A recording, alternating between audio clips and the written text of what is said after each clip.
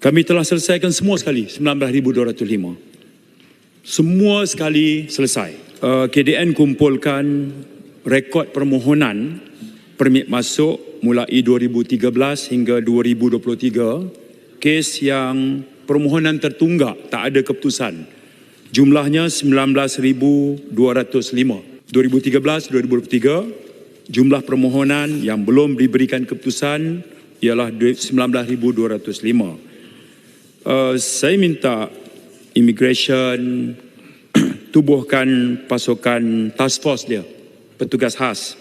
Hasilnya hari ini kami telah selesaikan semua sekali 19,205. Semua sekali selesai.